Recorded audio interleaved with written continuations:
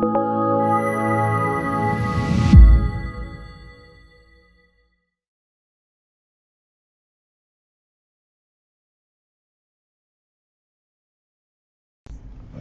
I'm Jacob Hornberger, president of the Future of Freedom Foundation, and this is this week's issue of the Libertarian Angle, the show that brings you the libertarian perspective on what's going on in the world. And I'm joined, as I am every week, by my co-host, Richard Ebelign, who teaches economics at the Citadel. Richard, good to see you again. Good to see you. All right, Richard, one of the burning issues of our time is the national debt. Yes. By that, I mean the debt that is incurred by the U.S. government that hangs over the heads and necks of the American people.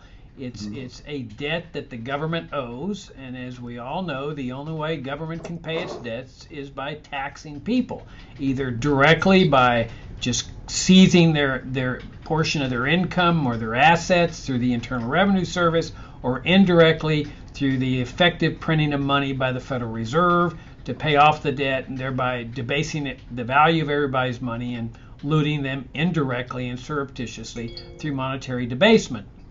And the amount of the national debt continues growing year after year. When you and I were in college and studying economics, the economics professors were saying, well, there's nothing to be concerned about over this rising debt because we owe it to ourselves. And the idea is that the government and the country are one and the same thing, which was always a ludicrous notion. You've got one set of people who are the bondholders, the holders of the debt, who want to be paid, and then there's the other group of people who are going to have their assets and their income seized in order to pay that debt. So before we get into really the nature and the solution to this problem of what we're really facing in this country, why don't you give us the framework of how much the national debt is, how it's grown, where we are today, and then we'll start discussing what needs to be done, what the prognosis is for the future, and so forth. Well, this problem of a growing national debt is, in the sense of the history of the United States, a relatively modern problem.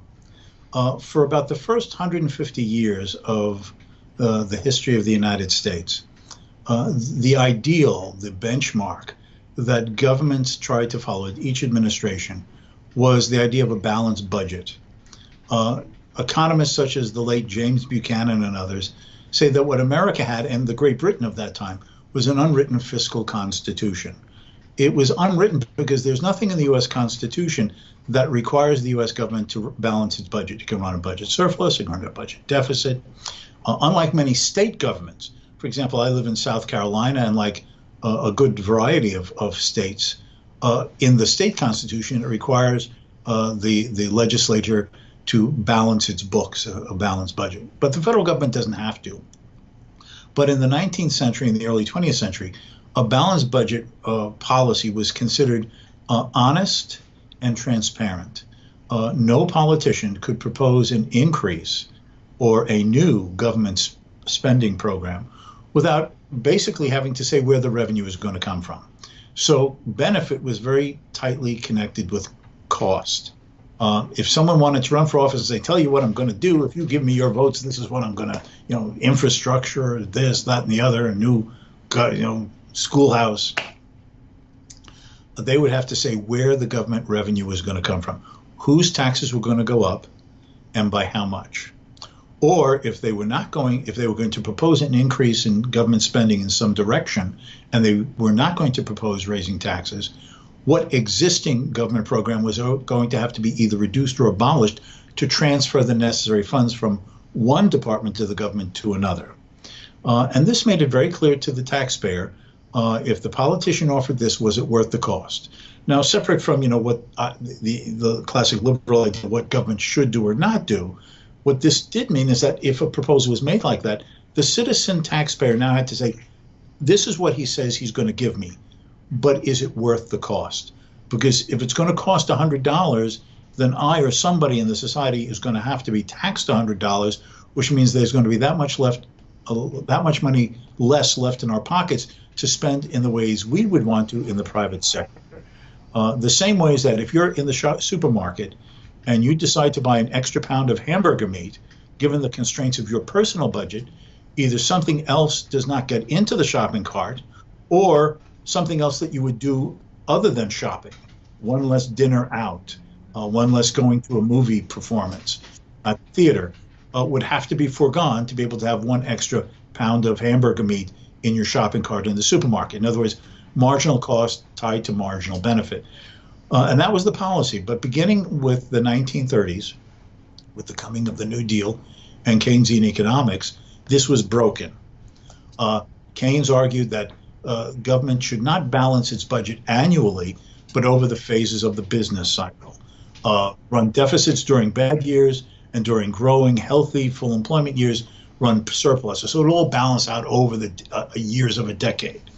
Well, the problem, as James Buchanan and others have pointed out, is that this opened the Pandora's box, because it's always in the incentive of politicians and special interest groups to want to have government spend more and not to have to get taxpayers upset about where the money is going to come from and who's going to pay it. So it became an open window to just arguing, well, don't worry about it. That'll be some future tax revenue, some future tax is collected, some other thing. Don't worry about it. The consequence of this change in the institutional pattern of government budgeting is the following.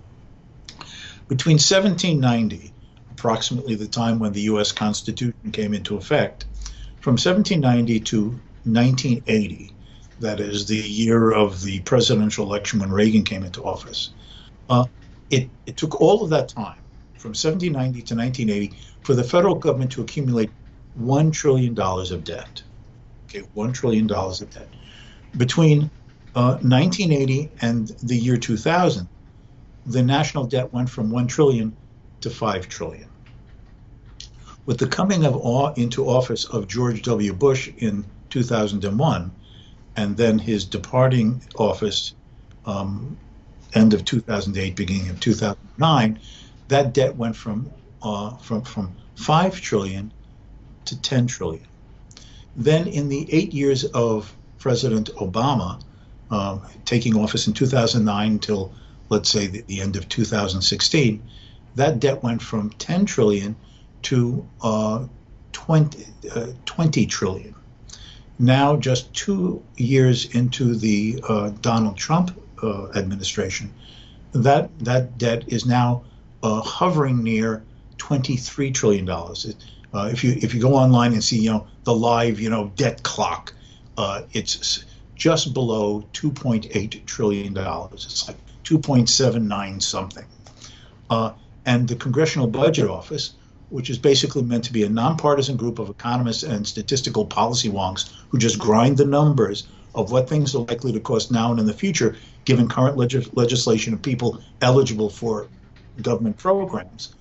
They're estimating that if no change in legislation or eligibility, et cetera, the entitlement programs will push government debt from the current approximately $22 trillion to over $33 trillion 10 years from now, in a decade. This is the burden that is hanging over the future taxpayers of the country. And as you're saying, the debt has to be paid, or at a minimum the interest. Now, if I can put this in another context of what's coming along, according to the Congressional Budget Office, in the current fiscal year of Uncle Sam, which began October 1 and will run till September 30th, 2019, this current fiscal year will see the return of $1 trillion deficits. And according to the Congressional Budget Office, that will be the case for the next 10 years, $1 trillion or more per year. Now, what is scary about this is that it is also estimated that in 10 years from now, just the interest on the national debt per year will be $1 trillion. So we're worrying about a $1 trillion budget deficit for the year with interest costs of about $250–300 billion. But in 10 years, just the interest is going to be $1 trillion a year. Now, by any standard, this is government burden and government spending and government cost way out of control. Now, those are just the facts, Jacob. to just have an historical and a dollar context to just discuss this thing. All right, that's excellent. So it sounds to me that what you're saying is that the ideal is where government is going to spend a certain amount of money, let's just say hypothetically it's $10 million, that it collects that $10 million through taxation, which of course us libertarians are opposed, but just we're talking about the real world here. That the ideal is Right. that it collects $10 million in taxes, it spends $10 million in taxes. If it's going to borrow, it borrows within a reasonable amount that it's able to pay out of future taxes, so that everything's open and above board, but everything's transparent. And that what happened with the advent of the welfare state, and I think later the warfare state, starting primarily in the 40s and on, is that the expenditures got out of control, where the government is having to, let's say, it's spending $20 trillion instead of $10 trillion. It doesn't want to tax people for the extra $10 trillion because people get upset and with more taxes. So the government says, we will just borrow the money. Now, I mean, it's like a family, really, when you stop to think about it. Let's say a family is bringing in from their job an annual salary of $100,000.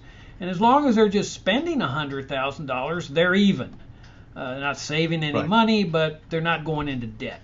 But then all of a sudden they start going on vacation, they buy a new Lexus and whatever, and so they start borrowing the money to do that because they're already spending their entire $100,000. So they go into debt by $100,000, and then the next year they want to keep that lifestyle going. They borrow another $100,000, so now they owe $200,000. Third year they owe $300,000.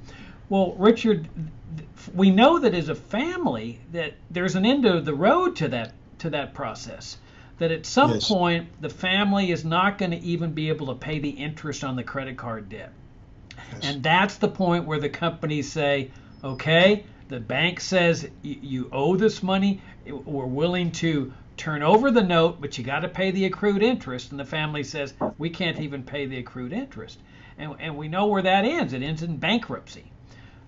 Now, there seems to be this inclination that can't happen to the federal government. And yet we see it happening to cities. I mean, you mentioned states. States have gotten into these kind of financial problems where their debts are so high that they can't pay it off. Cities have effectively gone into bankruptcy. We see it happening with countries too, like Italy. This is exactly what happened with Greece. The amount of Greece's debt was so high that they didn't even have the tax revenues to cover the interest, along with all the welfare state programs. So why is it these people think that this cannot happen to the United States? Now, we may not know what that limit is, but clearly it's because, what they say is, oh, well, there's so much prosperity in America that there's nothing to worry about. And yet we all know instinctively that you can get to a certain point where the debt goes far beyond the level of prosperity and the government can't cover it. So why do you think these people think that there's no day of reckoning ever possible in this process? Well, I think part of it has to do with the peculiar situation that the United States in general and the U.S. government holds in the global economy. We are the largest economy in the world. The dollar remains the reserve currency for many, many commercial transactions around the globe. Most oil business transactions are in dollars. Now, there are some countries like China and Russia and others who say they want to find a substitute for the dollar. And that may happen eventually, partly because of our own financial crisis here. But in the foreseeable future, everybody uses dollars, everybody takes dollars, and the fiscal and regulatory conditions in many other countries, in relative terms now we're talking about, still makes investment in dollar assets far more safe and secure and even profitable. That's why you have, out of this $22 trillion of accumulated Uncle Sam debt, trillions of it held by people abroad, some foreign governments, but also just private entities. So part of this is the idea that we're so big, we're so much better than the rest of the world. This game can go on where we can get people to take our debt at reasonable rates of interest for an undefined future horizon. But I think that another part of this, besides that arrogant illusion, well, we are America, so nothing bad or can happen to us, is that even those who may be aware of it, who conceptually appreciate the long-term dilemma that this is creating for the country, are guided by a different set of incentives, and that is the reform cycle. How are we going to cut government spending? How are we going to reduce government spending to some manageable level, to even end the growth of the debt? Forget about sort of the benchmark ideal that a classical liberal or libertarian would have. That reform horizon is longer than another horizon that is far more important to every politician, the election cycle. Every congressman is up for election after 2 years having been elected to begin with. So we just had an election. People are going to be given their oath of office again in January for the House of Representatives. They're already running for the 2020 re-election campaign. 1/3 of the Senate is up for election every 2 years. A president may have a 2-term limit, but every president who is newly elected is already thinking about his presidential legacy and being elected, so he doesn't have the embarrassment of not being an 8-year president. So as a consequence of this, the horizon of the politician is far narrower than any reform, just trying to get it under control, or a classical liberal reform horizon. And as a consequence of this, there's the attitude, just kick it down the road, let's put a Band-Aid over this, or just say it really doesn't matter, and it'll be someone else's problem when it becomes, quote, a real problem 5 years from now, 10 years from now, 20 years from now. The problem is that from the politician's point of view, that may be a horizon greater than his own pragmatic re-election perspective. But that horizon of 10 years from now, 20 years from now, even 30 years from now, is the horizon of ourselves, and even if we're a little older, our children and grandchildren. This is the financial uncertainty and instability of the government's finances that we're leaving as a overhang over our children and grandchildren. If one has any sense of responsibility, as parents usually try to do, this is not a situation that should be viewed favorably. All right, well, tell me, let's say that everybody had to sign a sworn financial statement detailing their assets and their liabilities, and that it had to be totally accurate, meaning that it had to incorporate their pro rata share of what they owe on the government's debt. Because remember, when the government pays off its debt, it has to first collect the money, and the only way it's going to collect the money is by seizing assets or income of the citizenry. So how much does that add up? How much would each person have to put down in terms of liability, in terms of his share of this debt that he owes? Well, interestingly enough, and as you know, I recently did a piece that will be in a future issue of Future Freedom publication, which FFF does every month. And I'm not going to remember exactly the numbers, but I'll give a ballpark. Right now, if every resident of the United States, the approximately 330 million people of the United States, were to be taxed to pay off the debt, that is $22 trillion divided by 330 million people, I think the number comes out to about $75,000 or some ballpark like that, not remembering the arithmetic in my head. But the problem here, Jacob, is that, as you know and I know, and I think a lot of our viewers know, not everybody pays taxes. So if you use a different calculation, and that is how many people submitted tax returns to the federal government, and use that as a taxpayer base, right? Tax returns to the federal government. It's only about half the population. So if you take that means not 330 million, but half of that, and then divide that into the $22 trillion, we're talking about well over $150,000 per American taxpayer right now filing income tax. to pay off the debt right now. Well, which one of us has hanging around his pocket chain either $75,000 or $80,000 or $150,000? None of us. But that's what would be involved right now to pay it off. Now, in the same article, I did some calculation based on what is expected GDP in the future, the population of the United States, the expected debt. And the problem is that while the population of the United States is growing, the GDP is growing at approximately estimated 2.5% to 3% a year.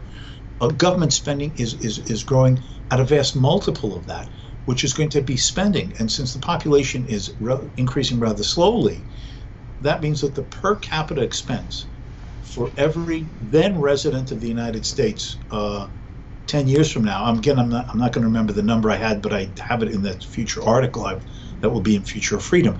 It's something in the neighborhood that if we 10 years from now, given the population then and the expected debt then, that'll be something well over $225,000 per resident of the United States. This is astronomical. This is astronomical. Well, it's actually much worse because while you were talking, I pulled up the USDebtClock.org, which recommend everybody to access. Oh, yes. That's a great one. I mean, you can see the numbers shifting with each second. Every second.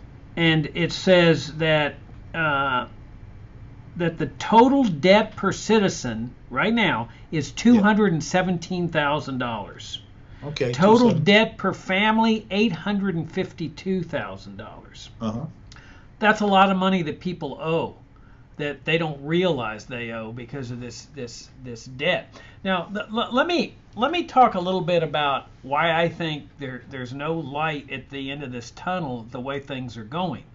Yes. Okay, you've got these massive programs like Social Security, Medicare, Medicaid, the military.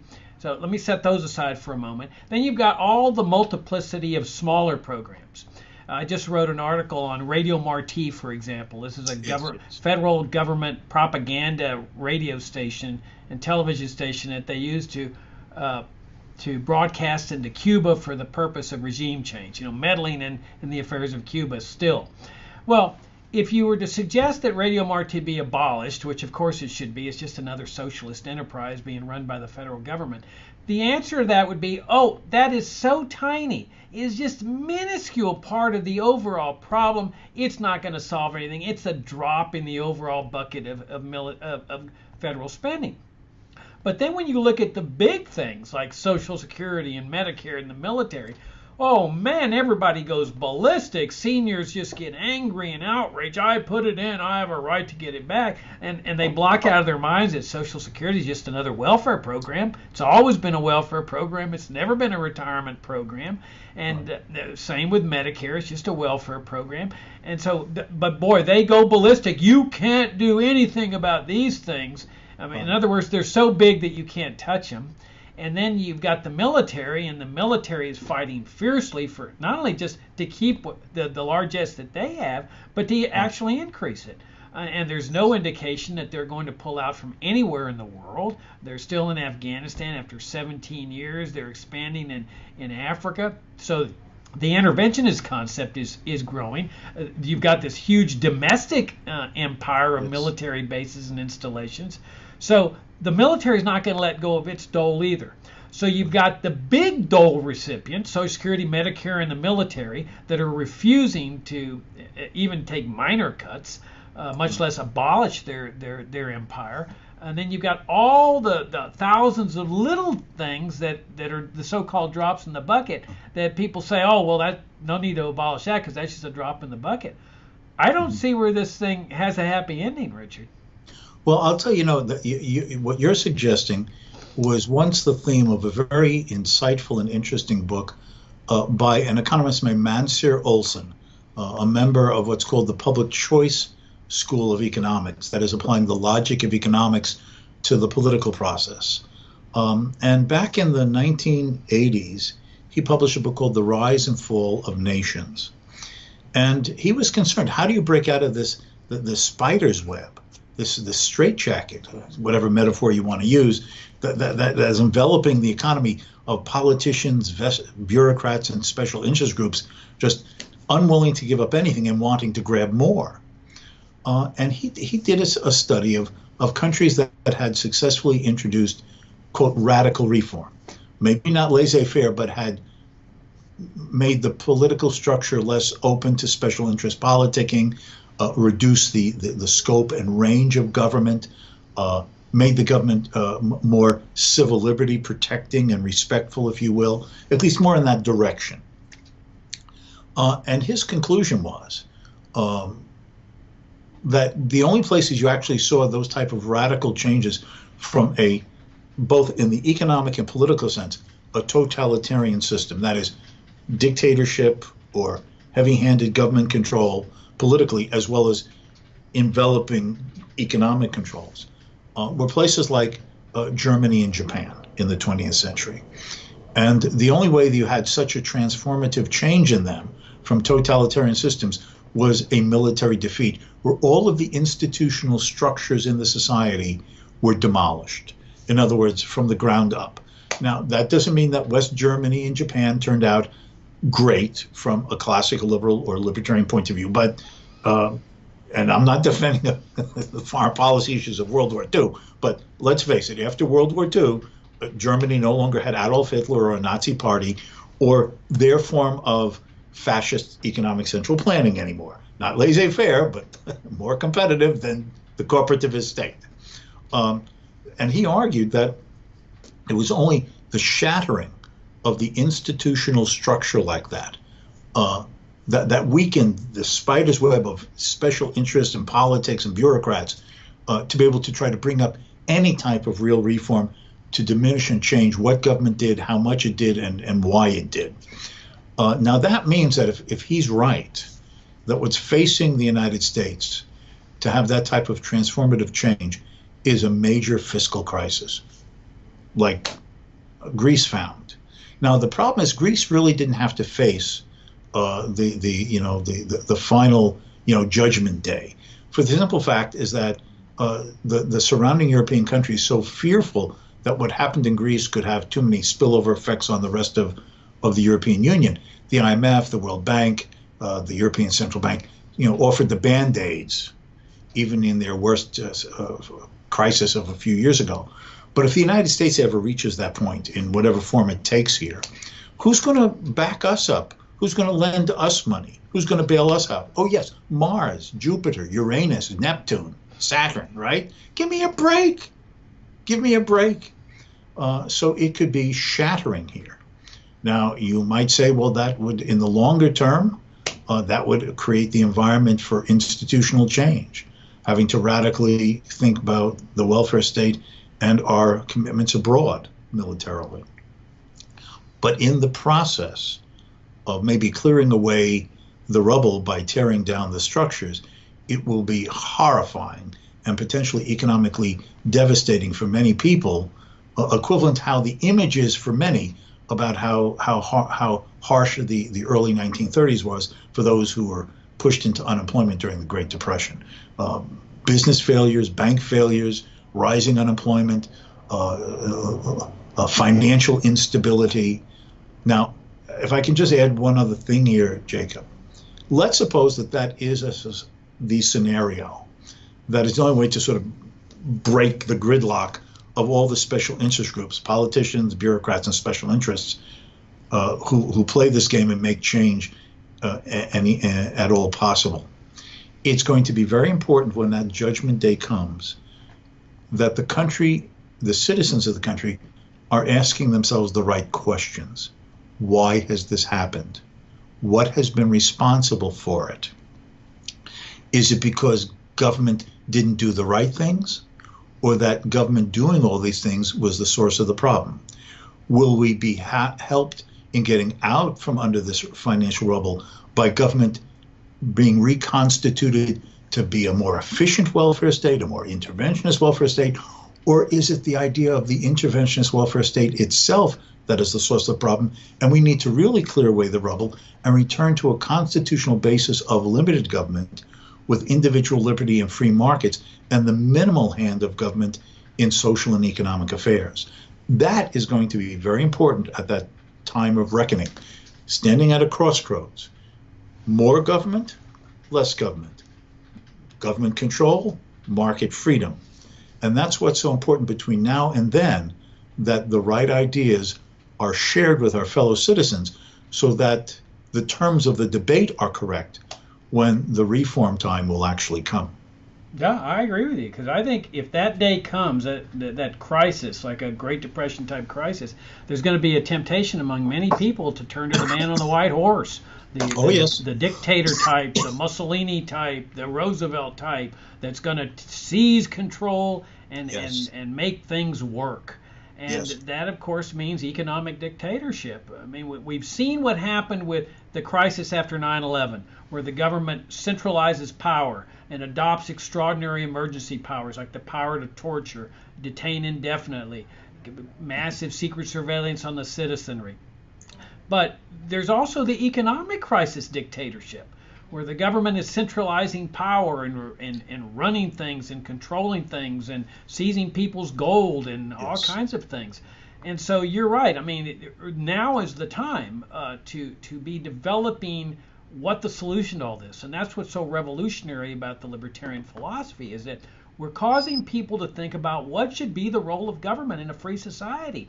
And that's not debated at all in any of these campaigns. I mean, look at the 2018 elections, the midterms. Did anybody once on any party say, what should government be doing and what should it not be doing? I mean, nobody talks like that. Only libertarians talk like that. But once you start analyzing that question, then the next one is, should government be taking money from one group of people and giving it to another group of people? Should government be controlling and taxing economic activity? Should the government be serving as the policeman of the world? And the thing about us libertarians is that we've reached answers to that. And the answer is no to every one of those questions. And once you realize that the answer is no, then all of a sudden you're starting to think in terms of, well, then why do we have Social Security? Why do we have Medicare, public housing, food stamps, aid to the arts, aid to dictators, aid to anybody? Why shouldn't government simply be a limited government republic based on a free market economy? Because once you do that, Richard, everything resolves itself. You don't have this massive, out of control government spending and debt anymore. See, you're saying what happens if there's a crisis and the man on the white horse. Now, let's think about Donald Trump for a moment and his attitudes and outlook and things he says. He appoints the head of the central bank and he says, well, why doesn't he give me low interest rates like he did to Obama for 8 years? I want my low interest rates. As if, why can't he command the head of the central bank to just set the rate of interest for lending purposes at what the president wants? Or the General Motors decides to cut back on several of its plants and reduce its labor force for long-term economic planning purposes to be on a more sound financial basis as they're perceiving it. What is the president's response? Well, they better get that plant open again or there's going to be dire consequences.